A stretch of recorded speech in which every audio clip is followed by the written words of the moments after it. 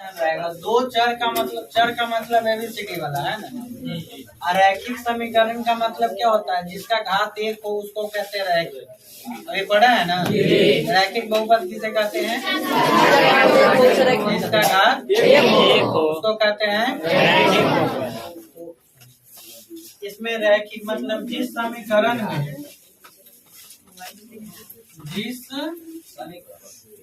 समीकरण में दो चर हो, दो चर मतलब एगो एक्स एगो वाई हो। जरूरी नहीं कि एक्स से वाई रहे, और भी हो सकता है। ये समझने के लिए कि एगो एक्स एगो वाई, जैसे एगो एम एगो आर एगो एस टी है ना। जिस समीकरण में दो चर हो और प्रत्येक का घात एक हो, दो चर वाला रैखिक समीकरण कहलाता है। रैखिक समीकरण कहलाता है। क्या कहलाता है? दो चर वाला रैखिक समीकरण जिसमें कितने चर हो? दो चर। और प्रत्येक का घात कितना हो? एक। मानक रूप क्या होगा जानते हो? मानक रूप होता है ax plus by plus c बराबर। हमें क्या गोचर है? एगो x है एगो y। यह रैखिक बहुपद का मानक। अच्छा, यदि रैखिक बहुपद अकेला दिया रहे एक अनगिनत हल होता है ना। जैसे तुमसे पूछ दें कि 2x माइनस 3y प्लस 7 बराबर 0 के कितने हल संभव है? कितने हल संभव है? कौन बताएगा? कितने हल संभव है? अनंत, अनगिनत, लाखों करोड़ों। मतलब तुम अभी से बैठ के निकालने लगो तो मर जाएंगे, मर जाओ, फिर जन्म लो, फिर निकालो, फिर मर जाओ। पता नहीं कितना बार जन्म लेना होगा तब भी खत्म नहीं होगा। इतना ज्यादा हल हो सकता है। तो इतना कि कितना हल संभव है? आंसर में होगा अनंत। कितना? अनंत या अनगिनत। कितना हल संभव है? तुमसे पूछेगा एक रैखिक दो चर वाले रैखिक समीकरण का कितना हल संभव है? कितना हल संभव है? अज्ञात। कितना? अनगिनत। यदि दो को मान, अब कैसे अनगिनत हल है ध्यान से देखो। तुमसे पूछेगा अगला क्वेश्चन कि 2x माइनस 4y प्लस 12 बराबर 0 के 0 में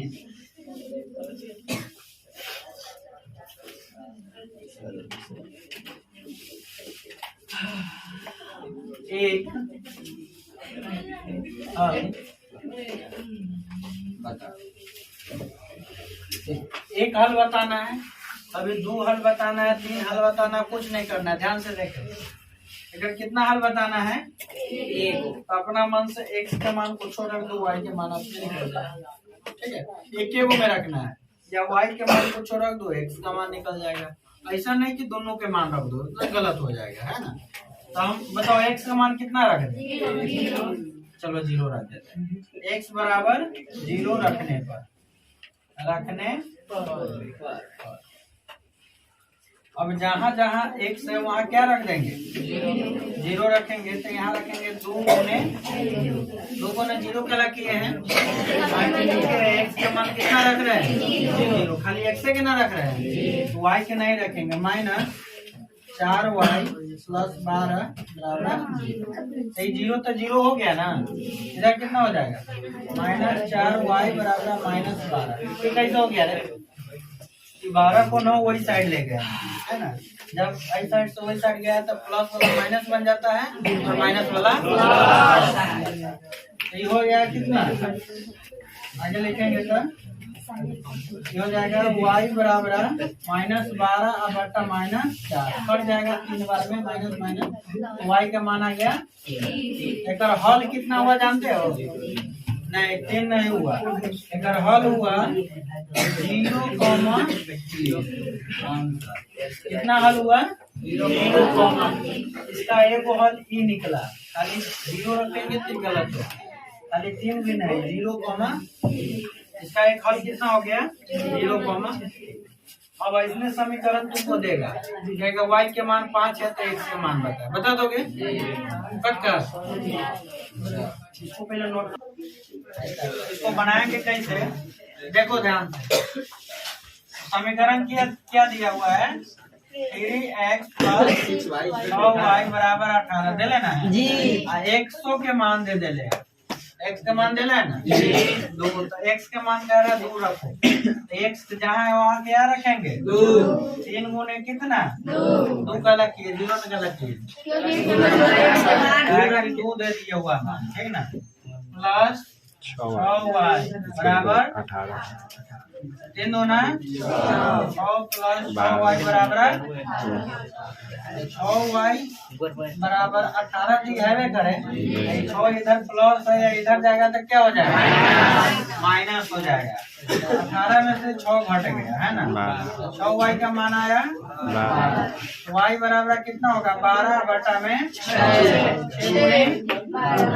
y बराबर आंसर कितना हो गया 2, y का मान 2, यही आंसर हो गया। नोट करो एक, अब यहाँ चेक करो कि है कि नहीं, ठीक ना, चेक करना है कि पहला में कितना दिला आंसर 0,2, इसके आलेख पर है कि नहीं, तो कैसे चेक करेंगे 2 है तो 2 पहला मान कितना है 0, जो पहला मान होगा वो हमेशा x पर रखना है, पहला मान कहाँ रखना है x का, तो ये 0 रख दिए, कला 0 रखे पहले 0 था, ठीक है, और -3 है और y है, तो y के मान न रखें कितना रखेंगे 2 रखेंगे बराबर 6, अभी तक 0 हो गया का मतलब नहीं है, -6 बराबर ये दोनों बराबर है कि नहीं, ये दोनों बराबर है कि नहीं, अरे गधो नहीं है, बराबर चला नहीं बराबर प्लस 6 है, ये बराबर नहीं है का मतलब भी आलेख पर है, ठीक है ना, देखेंगे तो 0,2 आलेख पर नहीं है, आलेख पर नहीं है, ठीक है ना, पहला चेक हो गया पहला ऑप्शन। और दूसरा ऑप्शन चेक करो बी वाला ऑप्शन में क्या दे ले, पहले समीकरण लिखो 2x - 3y बराबर 6, ठीक है, समीकरण क्या दिया हुआ है 2x - 3y बराबर 6, ऑप्शन बी में क्या है -3, 2 गुने कितना लिखे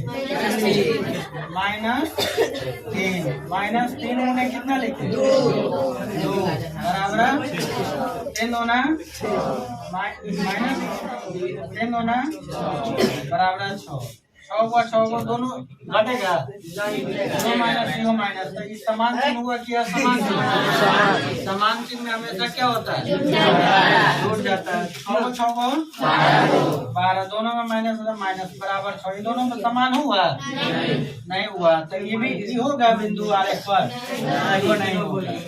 चलो अब 3 नंबर चेक करो, 3 में समीकरण पहले क्या दिया हुआ है 2x - 3y बराबर 6, 2 गुने कितना करे 3 -3 गुने 2 बराबर 3 दूना - बराबर 6,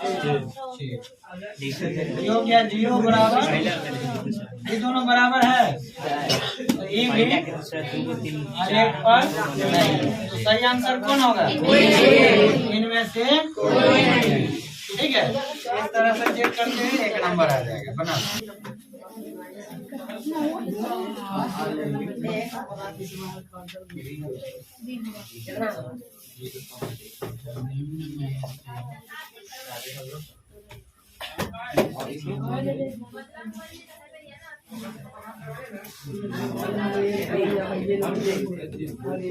ऑप्शन बोलो तो ए में क्या बोले थे? 0,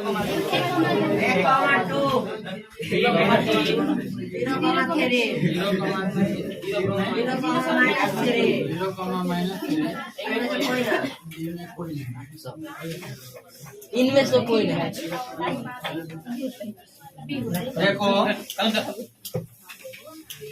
इसको ना पहले समीकरण क्या दिया हुआ था? -9 बराबर। अब ऑप्शन ए को चेक करो, ठीक ना। इसको जब भी इस तरह का क्वेश्चन रहेगा ऑप्शन से चेक करके रखो। जैसे ऑप्शन में क्या दिया है? पहले है 1, ओकरा बाद 2। पहला मान के कर होता है x के जगह पे क्या लिखे? और जोड़ 3 गुने 2 माइनस 9 बराबर 0। 1 प्लस 3 गुना 6 माइनस 9 बराबर 7 माइनस 9 बराबर 0 माइनस 2 बराबर। दोनों बराबर है क्या? बराबर है। सही बिंदु से गुजरेगा? नहीं, बिंदु से नहीं गुजरेगा, गलत हो गया। चलो दूसरा चेक करेंगे। समीकरण दिया x प्लस 3y माइनस 9 बराबर 0, यही ना है। उसके बाद है क्या? दूसरा बी पर चेक करो। बी पर ए का मान कितना है? x का मान 0। x का मान 0। पहले 0 प्लस 3 गुने 3 माइनस 3 बराबर 0 माइनस 3 दिया 9 माइनस 9 बराबर 0 और 9 में से 9 घट जाता है तो कितना बचता है? 0 बराबर 0। तो ये 0 और बराबर 0 ये सही है, दोनों तरफ बराबर है। आंसर कौन होगा? यही होगा, बी से गुजरेगा। किन बिंदु से गुजरेगा? अब आगे चेक करेंगे? नहीं, आंसर मिल गया तो नहीं चेक करेंगे। यदि दोनों बराबर नहीं होता तो फिर आगे वाला भी चेक करना होगा, ठीक है। बनाओ, मान लेते x plus b1y plus c1 बराबर 0 बोले x plus b2y plus c2 बराबर 0। इसको मानते हैं समीकरण 1, इसको मानते हैं समीकरण। जितना समीकरण आप बनाओगे इसी से तुलना करना होगा, ठीक है। दोषर में जितना समीकरण बनाओगे इसी से तुलना करना होगा। एक समीकरण के अनंत होता है, मगर समीकरण युग्म जब बन जाता है एकर हल के कुछ कंडीशन होते हैं, उसी के अनुसार एकर हल होता है। तो हम हल के बारे में देखते हैं। यहाँ लिख देते हैं शर्त। क्या है? शर्त, ठीक है। इधर है हलों की संख्या। हलों की संख्या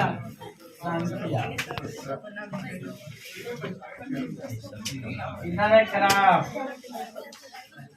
क्या है? ग्राफ। यह समीकरण के नाम समीकरण।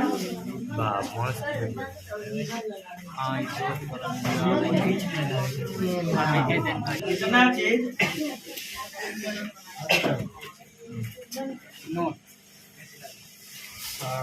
शर्त में होता है a2 बराबर नहीं b1 बटा। पहला शर्त होता है, ठीक है, a1 बटा a2 बराबर नहीं b1 बटा b2। क्या वो हल हो जाता जानते हो? और द्वितीय हल क्या होगा? और द्वितीय हल। इसको और दूसरा नाम से भी जानते हैं, एक और केवल एक हल। क्या कहते हैं? एक और केवल एक हल, या कह सकते हो एक हल, ठीक ना। जब a1 बटा a2 बराबर नहीं b1 बटा b2 रहेगा तो हलों की संख्या क्या होगा? क्या वो हल होगा? एक। क्या वो हल? कब? जब a1 बटा a2 बराबर नहीं b1 बटा b2 रहेगा। ग्राफ कैसा होगा? ग्राफ होगा प्रतिच्छेदी रेखा। प्रति छेदी रेखा। अब कहेगा कि यदि क्वेश्चन क्या पूछेगा, यदि किसी दो चर वाले रैखिक समीकरण युग्म के केवल एक हल हो तो ग्राफ होगा। ग्राफ कैसा होगा? प्रति समीकरण युग्म क्या कहलाएगा? अविरोधी। अविरोधी।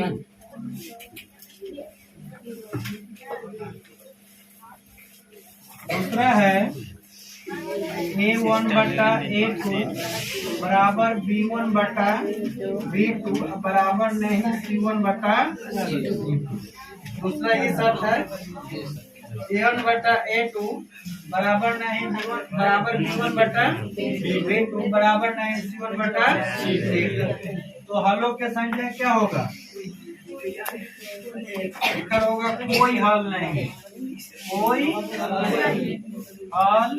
नहीं, मतलब जीरो हल होगा। इसमें क्या वो हल होगा? जीरो हल, एक भी हल नहीं होगा। कितना हल होगा? जीरो हल होगा। ग्राफ कैसन होगा? समांतर रेखा। क्या होगा? समांतर रेखा। समीकरण एवं का नाम क्या होगा जानते हो? विरोधी।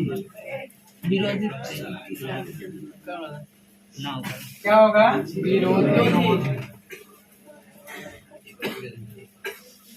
3 में है A1 बटा A2 बराबर B1 बटा B2 बराबर C1 बटा C2।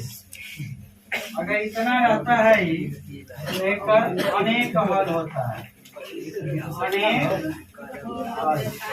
इसको कहते हैं अपरिमित रूप से अनेक हल। क्या लिखा रहेगा? अपरिमित रूप से अनेक हल। कितना हल होगा इसका? अनेक रूप से अनेक हल। ग्राफ कैसा होगा? समपाती। क्या होगा? समपाती। समपाती रेखा। और समीकरण युग्म का नाम क्या होगा? समीकरण युग्म को कहते हैं आश्रित। क्या कहेंगे? आश्रित।